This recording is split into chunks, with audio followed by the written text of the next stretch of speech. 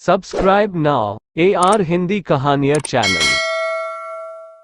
आज की कहानी है मूठ की मुसीबत। बहुत साल पहले एक छोटे से गांव में एक गरीब ब्राह्मण अपनी पत्नी के साथ रहता था। उसका नाम था बाचू और पत्नी का राना। बाचू देवी का परम भक्त था। वह सुबह शाम पूजा करता था और उसके बाद ही अन्न जल ग्रहण करता था। अपनी पत्नी के साथ छोटा मोटा काम करके वह अपना जीवन निर्वाह करता था। पर वह कितनी भी मेहनत करता फिर भी आज तक उससे एक दिन भी पेट भरकर खाना नहीं मिला था। गांव के जमींदार सुबोध बाबू के घर बेटा पैदा हुआ। उसी खुशी में सुबोध बाबू ने अपनी हवेली में पूरे गांव को न्योता दे दिया और ऐलान करवाया, किसी के घर चूल्हा नहीं जलेगा। सुनते ही बाचू को तो मन की मुराद मिल गई। उसने अपनी पत्नी से कहा वह जरूर जाएगा। अगले ही पल उसे अपनी दरिद्रता याद आई। वह सोचने लगा, एक तो हवेली जाने लायक उसके पास ढंग के कपड़े नहीं हैं, जो है उनमें भी पैप लगे हुए हैं और बुरी हालत में है, और ना ही बच्चे को देने के लिए शगुन ही है। पत्नी ने तुरंत बाचू के पुराने कपड़े सिल दिए और साफ पानी से मलकर धो दिए।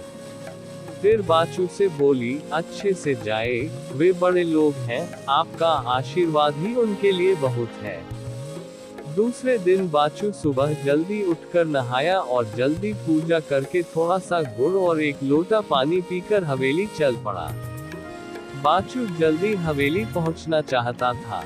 हवेली पहुंचते पहुंचते शाम हो गई, पर बाचू को खाने की जगह मिल ही गई। चारों तरफ स्वादिष्ट खाने की सुगंध फैली थी। मगन होकर बाचू खाने का आनंद उठा रहा था। इससे बढ़िया खाने की वह कल्पना भी नहीं कर सकता था। एक दही की हांडी उसके सर के ऊपर लटकी हुई थी। आते जाते किसी का सर हंडिया से टकराया और हांडी अचानक टूटकर बाचू के पत्तल पर गिरी। सारा खाना खराब हो गया। हाथ धोकर दुखी मन से पत्तल उठाकर वह चल पड़ा। बाचू मरा मरा सा जा रहा था। रास्ते में सुबोध बाबू ने पूछा, बाचू मोशय खाना ठीक से खाया ना? बाचू ने आज का वाकया और अपनी दरिद्रता की पूरी बात बता दी, जिसे सुनकर सुबोध बाबू बहुत दुखी हुए। उन्होंने बाचू से रात को रुकने का अनुरोध किया और कहा कि कल वह अपनी निगरानी में खाना बनवाएंगे, उसे खाए बिना वह ना जाए। रात भर बाचू यही सोचता रहा कि सुबह एक बार फिर खूब स्वादिष्ट खाना खाने को मिलेगा। कुछ भी हो जाए, इस बार तो पूरा पेट भरकर खाना खाऊंगा। यही सोचते हुए सुबह और जल्दी उठा, नहाकर नए कपड़े पहने, पूजा अर्चना करने के बाद खाने के लिए तैयार हो गया। थोड़ी देर में सुबोध बाबू की देखरेख में तैयार खाना बाचू को परोसा गया। बाचू अपने आप को सौभाग्यशाली महसूस कर रहा था। आज वह खास मेहमान है। इतना खाना सिर्फ उसके लिए ही बना है। वह खूब चाव से खाना खा रहा था। पहली बार पेट तो भर गया, पर मन नहीं भरा था। खाना और बातें चल रही थी। हवेली के बाहर पीपल के पेड़ पर एक पीला भूत अपनी पत्नी व बेटे के साथ रहता था। भूत बड़ा शैतान था। उसने बाचू को इतनी देर से खाना खाते देखा तो उसे शरारत सूझी।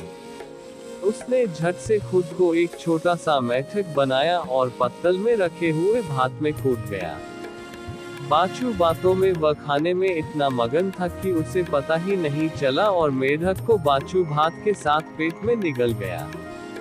तृप्त होकर और दान दक्षिणा लेकर खुशी खुशी बाचू घर को निकल पड़ा। रास्ते में मेढक बाचू के पेट में कृतफांत करने लगा तो बेचारे बाचू ने सोचा, जिंदगी में पहली बार तो पेट भरकर खाना खाया है, शायद इसीलिए पेट में अगड़म बगड़म हो रही है। पेट में मेढक ने थोड़ी देर कूद-फांद करी, फिर उसने बाचू के पेट में गुदगुदी करनी शुरू कर दी। बाचू ने हंसते हंसते ठाकुर को हाथ जोड़कर धन्यवाद किया कि बड़े दिन बाद हंसाया भगवान। भूत ने सोचा, ये क्या हो रहा है? मैंने इसके पेट में इतनी उठापटक और धमा चौकड़ी मचाई, पूरे पेट में इतनी गुदगुदी करने पर भी इसे कोई फर्क नहीं पड़ रहा है, तो मेरा क्या काम, अब चलना चाहिए। भूत ने धीरे से आवाज दी, मुझे जाने दो। बाचू ने सोचा शायद पीछे से कोई बोल रहा है। कुछ देर बाद भूत थोड़ा जोर से बोला। इस पर बाचू थोड़ा डर गया। वह मन ही मन ईश्वर को याद करने लगा। इस पर भूत जोर से बोला, भैया मैं आपके पेट में हूँ, गलती से चला गया हूँ, अब बाहर आना चाहता हूँ। अब तो बाचू की सांस रुकने लगी, वो घबराकर भागने लगा। इससे पेट में भूत की भी सांस फूलने लगी। थोड़ी देर बाद बाचू कुछ सामान्य हुआ तो उसे उस भूत पर बड़ा गुस्सा आया। वह गुस्से से बड़बड़ाया, तुम पेट से परेशान हो रहे हो तो मेरी बला से। जल्दी से घर पहुंचकर उसने अपनी पत्नी को बुलाया और कहा, मेरा हुक्का खूब गर्म करके लाओ। देखते ही देखते गर्म हुक्का आ गया तो बाचू ने हक्के को खूब जोर से गुड़गुड़ाया। 2-3 गुड़गुड़ाहट के बाद बाचू ने हुक्के को खूब जोर से गुड़गुड़ाया। 2-3 गुड़गुड़ाहट के बाद धुआं भूत की आंख नाक में खूब घुस गया। पेट में भूत का खांसते खांसते और आंखें पोंछते पोंछते बुरा हाल हो गया। अब भूत अपनी शरारत पर बड़ा पछता रहा था। वहां जब काफी देर हो गई और भूत वापस नहीं आया तो उसकी पत्नी और बेटा परेशान हो गए। भूतनी ने जल्दी से एक सुंदरी का रूप बनाया और जा पहुंची बाचू के घर। हाथ जोड़कर पति की गलती की माफी मांगते हुए आजादी की गुहार लगाई। उसे देखते ही बाचू का गुस्सा 7वें आसमान पर पहुंच गया। उसने पास में पड़ा डंडा जोर से जमीन पर पटका और उसकी तरफ दौड़ा और चिल्लाया, उस समय कहाँ थी जब तुम्हारा पति मेरे पेट में गया था? मेरा सारा धर्म भ्रष्ट कर दिया और जब से पेट में है, मुझे तंग कर रहा है। मैंने तो डंडा रखा है तुम्हारे पति के लिए। उसने जरा सा निकलने की कोशिश करी तो डंडे से मार मार कर उसका भुर्ता बना दूंगा। भागो यहाँ से, नहीं तो तुम्हारा भी वही हाल करूंगा। बड़ी आई भूत की वकालत करने, मेरे पेट में तुमसे पूछ कर गया था। बेचारी भूतनी अपना सा मुंह लेकर वापस लौट गई। माँ को अकेले देखकर बेटा समझ गया, पिताजी को लाने में माँ को सफलता नहीं मिली। इस पर छोटे भूत ने माँ से कहा, मैं जा रहा हूँ और पिताजी को लेकर आऊंगा। वह एक मासूम बच्चे का रूप बनाकर बाचू के घर पहुंच गया। उसने हाथ जोड़ विनती करी कि मेरे पिताजी को छोड़ दो। बच्चे को देखकर भी बाचू का गुस्सा शांत होने का नाम ही नहीं ले रहा था। उसने फिर अपना डंडा उठाया और भागा बच्चे की ओर।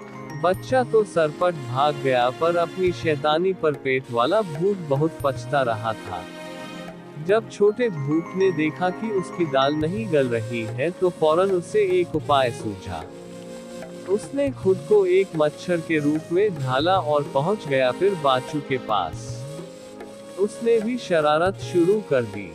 कभी बाचू के गाल को काटता तो बाचू उसे भगाने के लिए अपने ही मुंह पर थप्पड़ मार लेता था। कभी मच्छर उसके कान के आसपास, कभी उसके कान में घूं घूं करता। बाचू जितना झल्लाता, मच्छर को उतना ही मजा आता। थोड़ी देर बाद मच्छर बाचू की नाक में घुस गया। अब तो बाचू की नाक में सुरसुरी घुरघुरी सब होने लगी। छी करते करते उसका बुरा हाल हो गया। इस बार छींक इतनी तेज थी कि पेट का मेढक वाला भूत मुंह के रास्ते बाहर कूद गया और सरपट भागकर चैन की सांस ली। दोस्तों, कहानी अच्छी लगी हो तो लाइक, शेयर और चैनल को सब्सक्राइब जरूर करें। मिलते हैं एक और कहानी लेकर।